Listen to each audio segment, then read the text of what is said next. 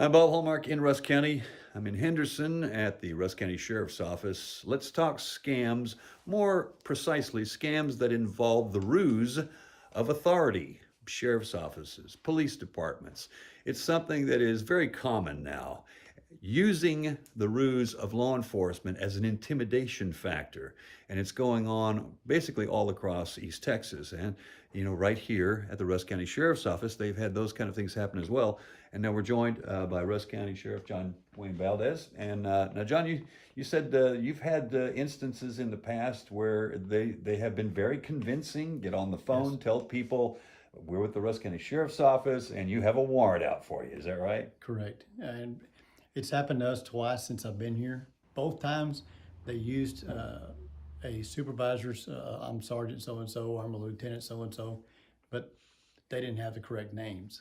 So obviously when they called back up here, we don't have anybody that works here by that name. Well, somebody's telling us that we have a warrant for our arrest and we have to show up at Sheriff's Office with cash to get us out, which we would never do that. No law enforcement agency is ever going to do that. And that's the important thing here to remember is law enforcement doesn't work that way.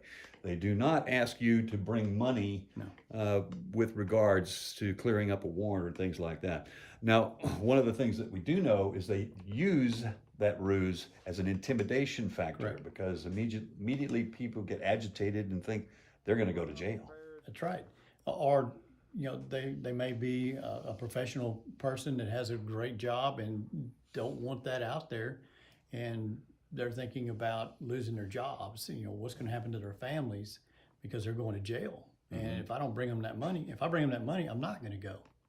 So it's an intimidation factor, but it's also, it tugs at their hearts on what they're going to do with their families. Here in Gregg County, a scammer actually identified himself to a potential victim as Chief Deputy Craig Harrington. Using our names. They're using my name, they're using several of our investigators' names, some of our members of our command staff.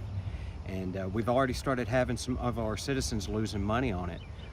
One instance, this gentleman lost $10,000 and he said it sounded so convincing, and even when he went online, he was Googling them and found our pictures. Of course, our pictures are all over Facebook and on our website. And he said it sounded extremely convincing. Now, one of the things that is interesting about this is that John has actually had instances where people have actually called you saying, hey, somebody has said I've got a warrant out for my arrest. And one of these instances was very frightening for a young lady. It very much was. It's a young lady that I've known for a long time, known her family for a long time. And she called me crying on the side of the road that a sheriff's office had contacted her by phone and said that she had a warrant for arrest. And she had to bring $8,000 to the sheriff's office. And she is now a practicing physician and 3 small children and was scared to death. What's going to happen to my children? Who's going to take care of my children? And so she called me and said, what do I do? What do I do? Because he told me if I hang up on him, they're going to come get me. So in the conversation, she had alluded to the fact that she had already stopped by the bank and pulled $8,000 cash out of the bank. And I was like, no, you don't do that. And I said, where are you now? She said, well, I'm just down the road from the office. I said, just walk in there, leave me on the phone, I'll walk you through it. And she walked in the sheriff's office, and that sheriff's office told her, no, ma'am, that's a scam. All right. And now, in this case, this young lady was very fortunate to have you on the other end of the phone because you could guide her through this.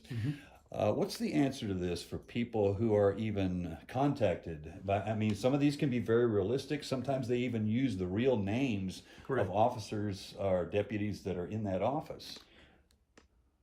It's a scam. We would never, ever do that. We will never call you, tell you have a warrant for your arrest and you have to bring us cash money, ever. We cannot do that. By law, we can't do that. That's what a bondsman are for. Right, and that's the big thing here is that the money is not something that would be part of what law enforcement would be asking you for. Correct. And number one, getting a phone call is usually a tip-off right there. Yes, it's very much a tip-off. And if you're familiar with your local agency, wherever you live, learn their phone numbers. If you see that number, that number's not the sheriff's office number, or it's not your police department's number. And if so, stall them, put them on hold, call the police department or the sheriff's office and say, why are y'all calling me about this? And they'll tell you right then it's a scam. All right. So number one thing, if it's on the phone and they're asking you for money, that's a red flag for you. That's the biggest red flag that you could have, because we would never do that. No law enforcement agency would ever do that. All right. John, thank you. I appreciate You're it. very welcome. All right. And we'll have more on this story tonight on KLTV 7 News. For KLTV Web Extra, I'm Bob Holmark.